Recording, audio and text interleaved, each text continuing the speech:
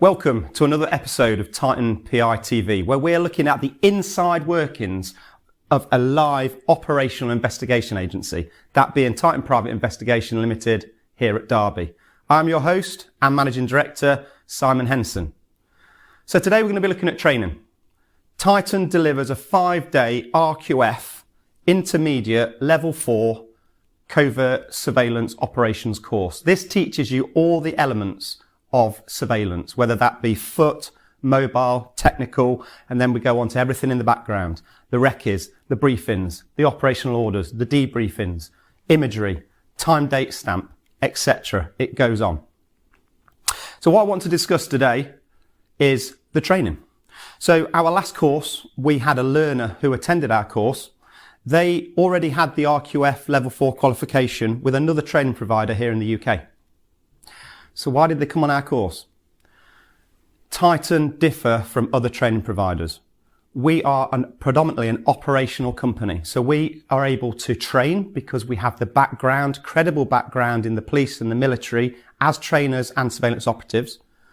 We are then able to bring that and praise it down so it is relevant for the commercial sector.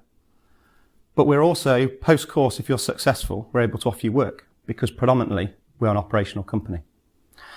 So this learner had done this course with another training provider. They'd got the RQF Level 4, but they'd had it 2-3 years ago. They had not worked in that time. So they decided to come and work for Titan or do the course with Titan with the thought of working after. So we thought this would be a great opportunity because we don't put people onto other training providers' courses. So we don't know what the other training providers are delivering other than what they should deliver through the syllabus that we all work off.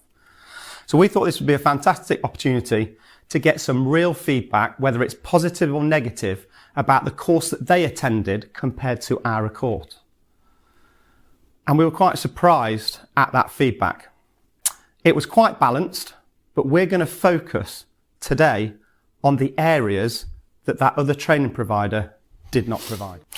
Okay, so let's look at these 10 areas which are rudimental that are not on another training provider's course. So we're going to look at 3 which are to do with foot surveillance, 3 which are to do with mobile surveillance, and another 4 which you need to have the knowledge and skill base to be able to go out there and do surveillance.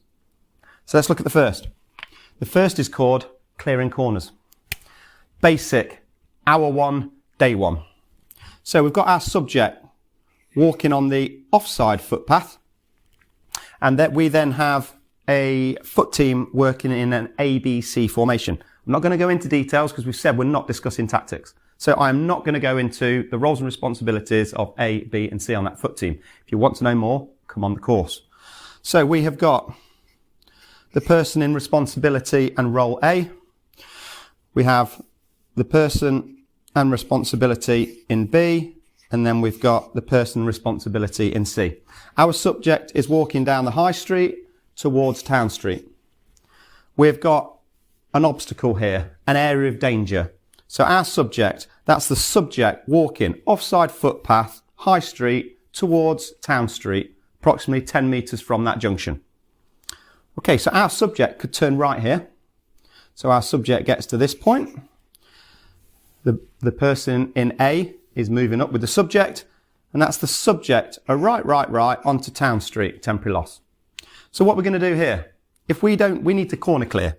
So the options are the person in A can come up and turn right. Our subject's held here. You're a rabbit in headlights, or you've got to get out the way, but your exposure has risen. So we clear corners. So in this case, we would communicate with the person in responsibility B on approach to that possible area of danger, which is an offside or a right turn, and ask them to clear the corner for us. So that's the subject towards Town Street. Back up, can you clear the corner? Back up, yes. That's the subject, a right onto Town Street. Back up at this point is moving up. Has a quick look down, corner's clear. So the person in alpha can then come round the corner. Or it might be that the corner's not clear because the subject is using an ATM or looking at a shop window or performing anti-surveillance and trying to find out who comes around that corner with him. Why is corner clearing not in a professional course? Can't believe it. Let's move on to the next point then. Point 2, still on foot surveillance, and we're going to be discussing stop and plot. Okay, so our subject goes into a shop.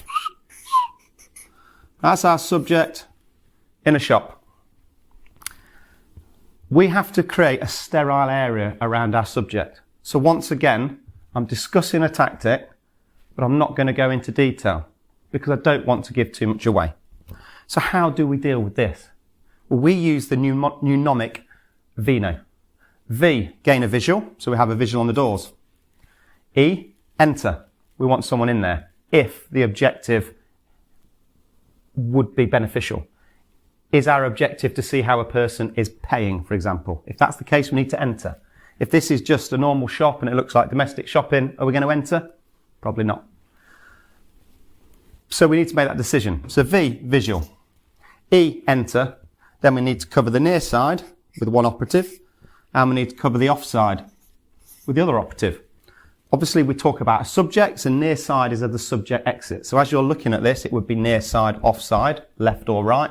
But when we're talking about plotting, making a sterile area around that subject, it's what the subject does. So when the subject does near side, it's the opposite direction. So this is the left of the subject, and this is right or off side.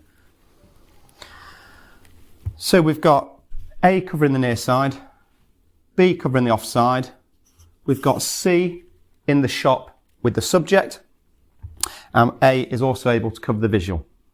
So we have got a sterile area around that subject. The subject can't go anywhere. This is a stop and plot. How can this not be taught? How would another training provider create a sterile area around that subject? I don't think they do. Next point. Third point on foot then, which is not included on another training provider's course. Public transport. So if a subject is on foot and that subject gets into a taxi, a train, a tram, a bus, a coach, any form of public transport, there is a set tactic on how to deal with it. I'm not going to go into what that tactic is because it's giving things away and we don't want to compromise operatives in the field.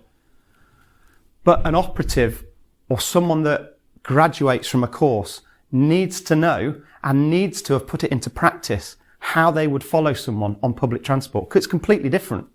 It might be that there's a number of foot operatives following the subject around on public transport, or it might be that there's a mobile surveillance team as well, and then you've got to think of your tactics to control the subject once again on public transport. This isn't done either. Day one. Okay, now we're going to move on to the 3 areas on mobile surveillance that another training provider does not teach. First one, motorways. Motorways they're different. First of all, they move faster. The landmarks are different. So you have gantries, you have bridges, you have mobile phone masts, which you probably wouldn't put into your commentary on a conventional surveillance on an ARB road. I think I've just said you're moving so much faster.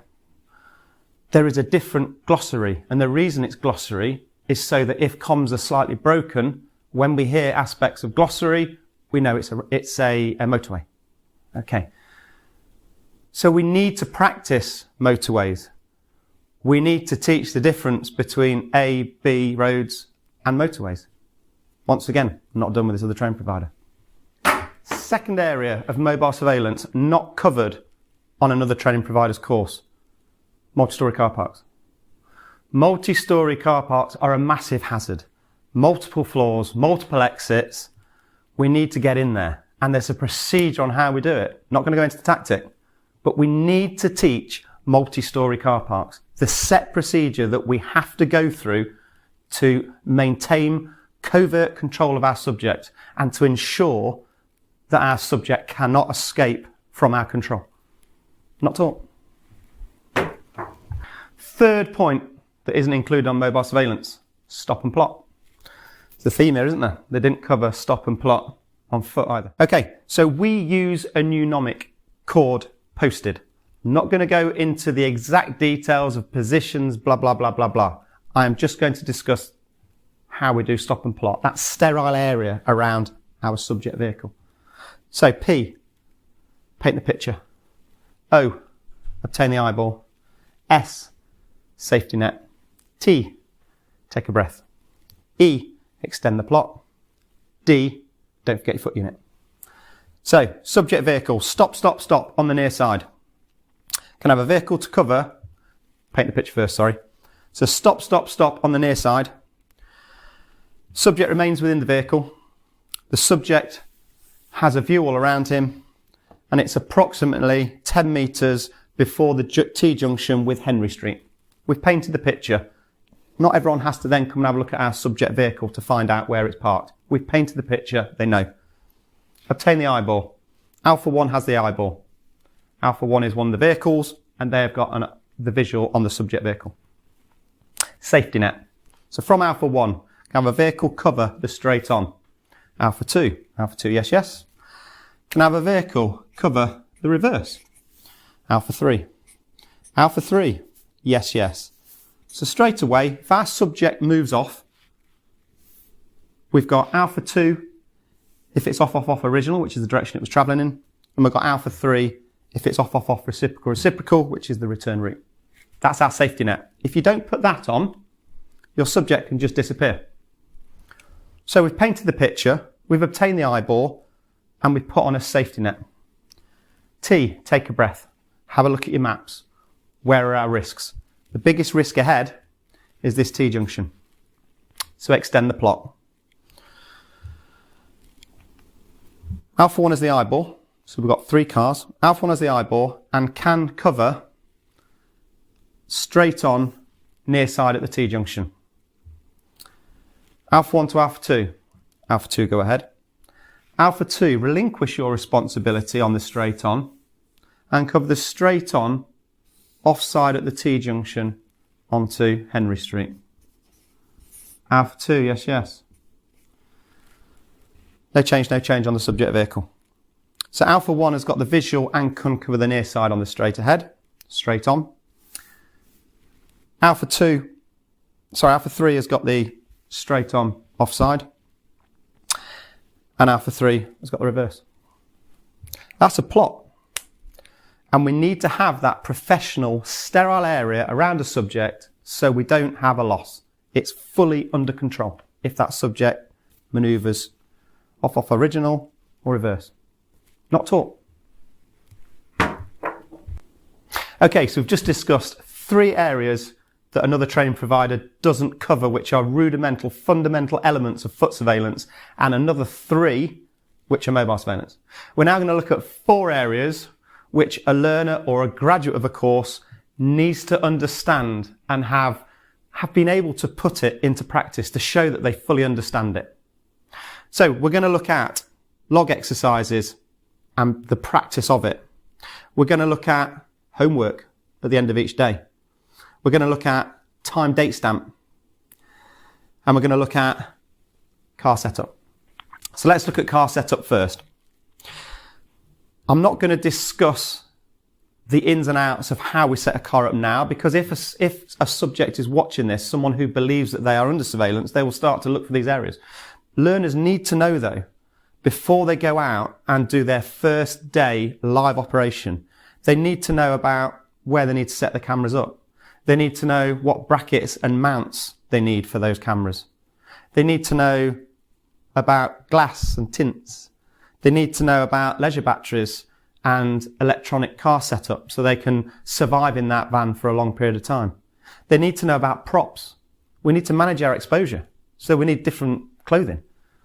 That might be someone, a food delivery or a courier or a litter picker. But we need to know about these things so that when we go in close to a subject, we are seen but not remembered. And this is all about the car setup. And if you don't know how to set your car up, you have the knowledge of surveillance, but you can't really put it into practice. Another area not covered, the second area out of the last 4, homework. Here at Titan, we do not apologise for our course being intense and a very steep learning curve. You will be doing, in the mornings, 2 to 3 hours practical in the classroom, learning the theory. We then spend the rest of the day, which is potentially up to 10 hours, including the morning, putting that into practice. And that will be potentially going around different counties, depending on what module we're doing. And we have a ratio of 1 instructor to 3 students. Sometimes that's less, but worst case scenario is 1 to 3. In the evenings, there is homework. And this is because you have to work through a workbook if you're doing the industry qualification, the RQF Level 4 Intermediate. You are gaining a qualification which is above A level in 5 days. So how can there not be homework? There's too much to fit in. So with homework, our students will be doing 13 to 14 hour days. There might be recce's in an evening. There might be an operational order which you need to create. It might be you need to take some images of a location where we are starting in the morning as part of your recce so that you can deliver an operational briefing. There are always things to do in the evening. This other training provider had no homework. It was just 8 to 10 hour day. Need homework. Third point out of the last 4. So this is point number 9, which isn't on another training provider's course. Log exercises. At Titan, we have an in-depth log exercise. So on the board will be footage, and the learners on the course will be writing a log contemporaneously, so as it happens, of what they are seeing. We then go through how to do addendums, so make edits to it. We then go through the debrief of that log and the signing of that log. Every operation should have a log being written by a logist or one of the operatives during any deployment. How can you not teach logs and at least practice it? Not done. Final point, final area which is missing on another training provider's course. Time, date, stamp. Operatives can have the best day in the world. So a surveillance team can keep control of their subject all day long. But if they haven't got any footage, then they are the worst surveillance team, even though they've had the best day, because we've got nothing to report back to our end client. If we have got footage, but we don't know how to put the time date stamp on it so you can see it in the corner, then it's useless. So why would you not teach your learners how to put time date stamp on their footage so it's evidential? Not done. Okay, so those are the 10 points which were omitted. I'm now going to read you the last paragraph of the email from this student that went on this other training provider's course than ours. So I am going to be looking up there at the auto cue, but this is the last paragraph of the email. I thoroughly enjoyed the Titan course. I feel I have come away with a much clearer understanding of many of the topics. I feel your practical approach to both foot and mobile was more methodical. It was a benefit to have 4 instructors from both a practical point of view and in the classroom. The overall feel of the course was more professional. The tasks we did were brilliantly organised and thoroughly enjoyable. I felt very welcomed and comfortable. I think that says it all. Listen, we don't want to diss other training providers. We don't want to give tactics away. But those 10 areas are rudimental, and I can't believe that operatives are being trained, churned out, and they have those 10 areas lacking. There will be more episodes. We'd love you to come and join us. If you want to know more about our training, visit our website at www.titaninvestigations.co.uk and click on the training tab. If you want any of our services, same website, click on the service page. We're happy to talk to you. We would really, really appreciate if you subscribe to this channel, Titan PI TV. Till next time, thanks for listening.